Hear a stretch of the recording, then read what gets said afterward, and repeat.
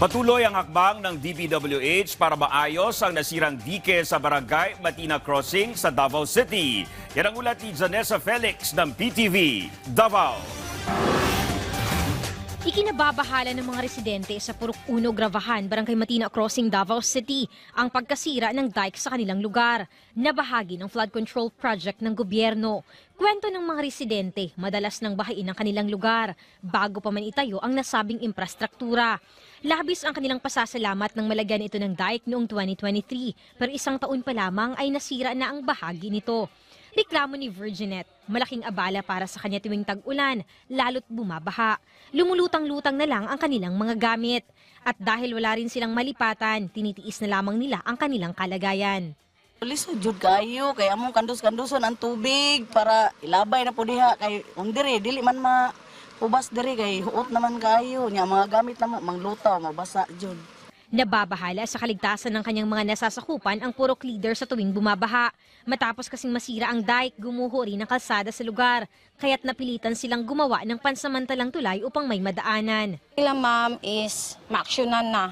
Sana ano na siya, ma-okay na. Yung matrabaho na talaga ma'am kasi hassle talaga sa mga estudyante, lalo na sa ngayon. Paliwanag naman ng DPWH 11 noong nakaraang taon pa sila nakipag-ugnayan sa kontraktor ng nasirang dike. Pero hindi anya masimulan ang pagkukumpuni dahil pinagbawalan sila ng may-ari ng lupa na pumasok sa lugar. Handa silang makipagdialogo sa may-ari ng lupa para agarang maaksyonan ang problema. For our part and in the best interest of the community, we will try to talk to the property owner to negotiate somehow na for us to intervene and then gagawin na natin yung immediate repairs. Samantala, panayam ng PTV News sa may-ari ng lupa na tumangging humarap sa kamera. Inamin nito na hindi nila pinayagang makapasok ang kontraktor at DPWH sa lugar dahil may mga bayarin pa ang kontraktor para sa ginamit na lupa sa nasabing proyekto. Singilin namin sila sa ilang months, 1 year and 2 months, na dito nila dinaan ang construction materials nila. Ginamit nila ang lupa namin para dun sila ginawa nilang workplace.